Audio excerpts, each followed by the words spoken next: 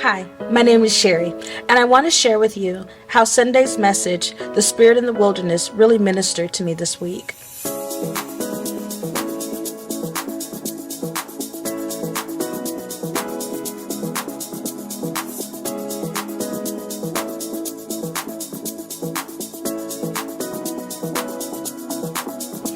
As most of you know, I have been in a season of waiting for my next opportunity.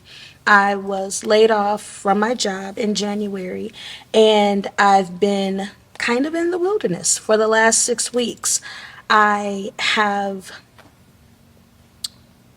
I've been looking, I've gotten phone calls, I've had first interviews, I've had second interviews, but nothing has happened yet. And even when Pastor GreGory was ministering on Sunday, he said that we were complaining. And, most of the things that he said didn't apply to me. But then he got to the last one.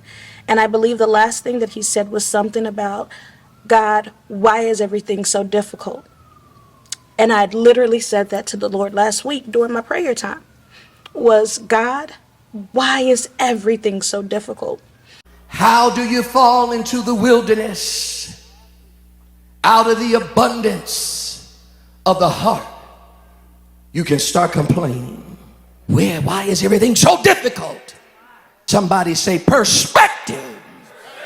Many are the afflictions of the righteous, but God delivers us out of them all. The spirit of the wilderness. It doesn't matter how much word you know. It matters how much word you use. And I began to just write down the words that came to me. And, Psalms came to me. Many are the afflictions of the righteous, but the Lord delivers them out of them all. And I know that every single time God has been faithful, God has been true, God has never failed me. But some days it just gets hard. And Sherri, when I was thinking about you in this interview, I wanted to read to you Psalms 56:8. You have kept count of my tossings, put my tears in your bottle. Psalms 126:5. Those who sow in tears shall reap shouts of joy. Luke 6:21. Blessed are those who weep now, for they shall laugh. So, what tools are you using to get you through this period of your life? During this period, I am using our church YouTube channel. Of course, there are things that make me laugh. There's a lot that we've shared over the church chat. There's a lot that we shared during the pandemic. We have a lot of content.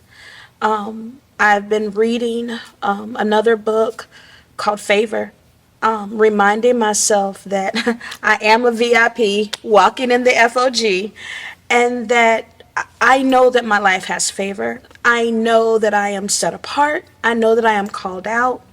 But I know that this is just a period of time that I have to go through.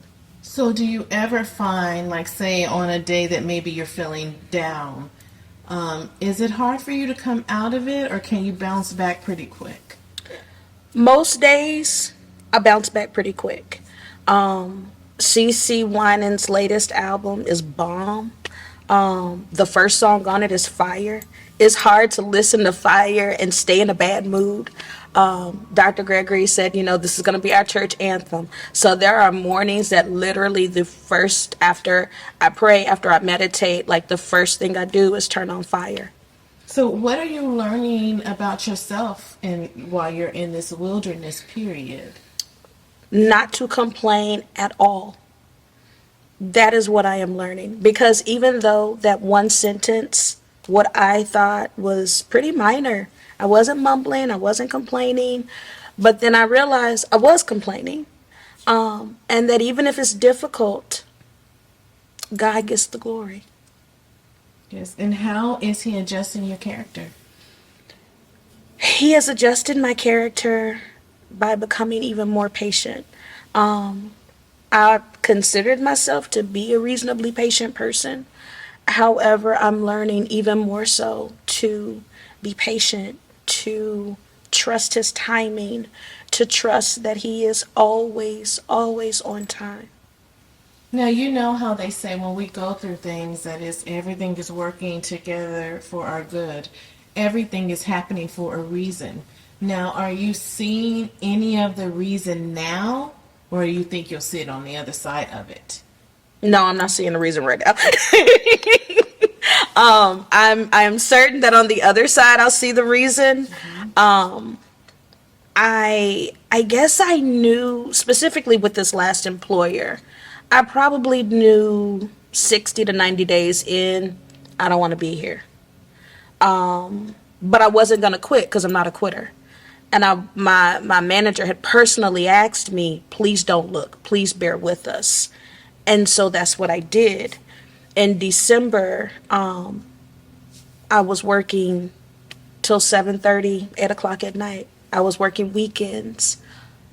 And she had to have known that I was going to be gone in January. And I wasn't, I don't know if anger is the right word, but I was super frustrated. And I guess frustration is a form of anger. But I was like, you knew what was about to happen, but yet you let me work that hard. So, have you let that go yet? Yeah. I mean, because there's nothing I can do to change it.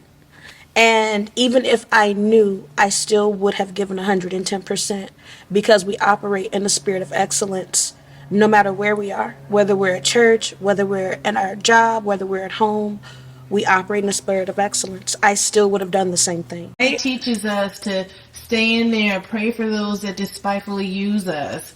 But then somehow we got to find a balance so that we're not being taken advantage of.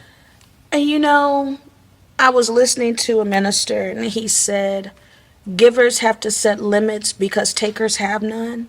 That's pretty much where I hang my hat. I have to set limits because I am a giver. I am a natural giver. I love giving. I love seeing the smile on someone's face. I love being that for people.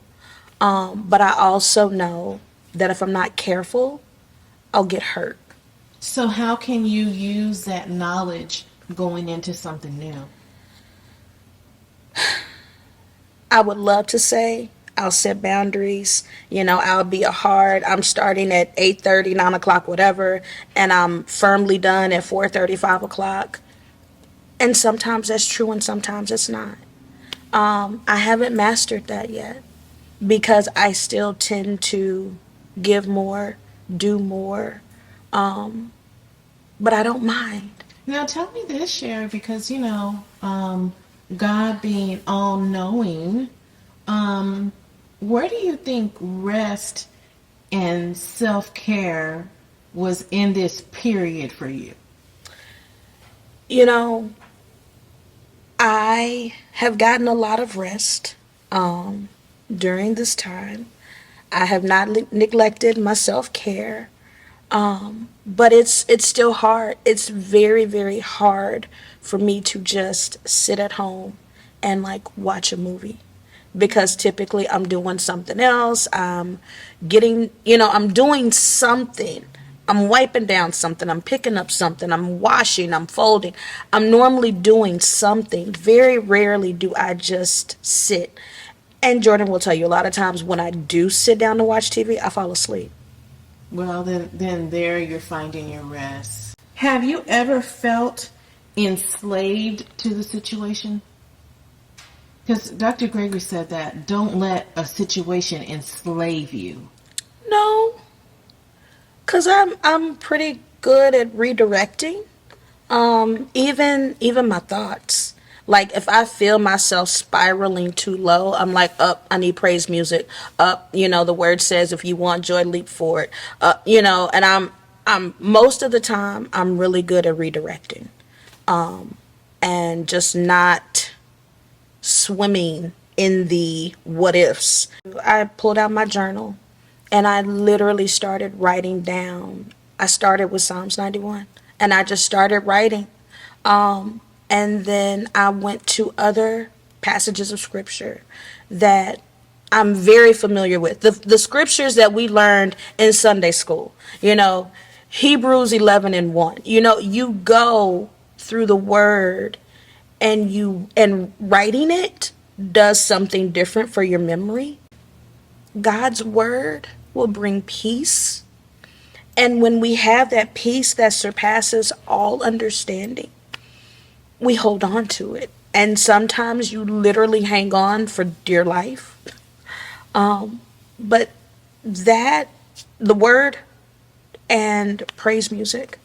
And Sherri, when I first approached you about doing this testimony, you were just a little reluctant, like, no, let's do it after I'm through this period. Right. And I felt like, no, it's important to show you now, like the raw feelings of, how have you dealt, have you had fear? Yes. But I also know that the word fear not, or have no fear, appears in the Bible 365 times.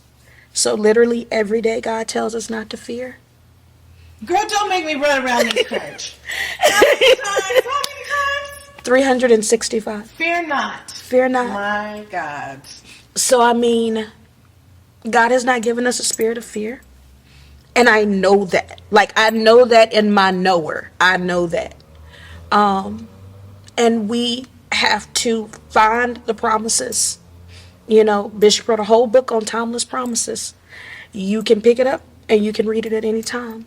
And is there an example of a time where maybe you were feeling the impact of, what's going on, with you just, okay, Lord, I need to find something else, where God has just given you a personal experience, letting you know, I'm there, Sherri, because he does things for us. Girl, let me tell you. So last week, I found this opportunity online to do some consulting work with an insurance company. And last Thursday and last Friday, I was just like, I was listening to the music, I was reading my word, but I was still just... And I texted my mom and I was like, I need a laptop in order to start this consulting piece. And my mom was like, well, just, find one. If you need your dad and I to help you, we will. And I was like, no, I don't need your help. I don't know what I need to do. And I texted a friend who was like, oh, well, he was like, well, you can use my computer. And I said, okay, that's cool. I'll use it and I'll give it back. And 45 minutes later, I got a text to go to the Apple store and pick up a brand new Air Mac. I didn't have to do anything. Just a friend saying, here you go. But I know that is the hand of God. I know that that's God's favor. To be able to walk into the Apple store and pick up a brand new laptop, that's all mine. No strings attached. Just because I needed it.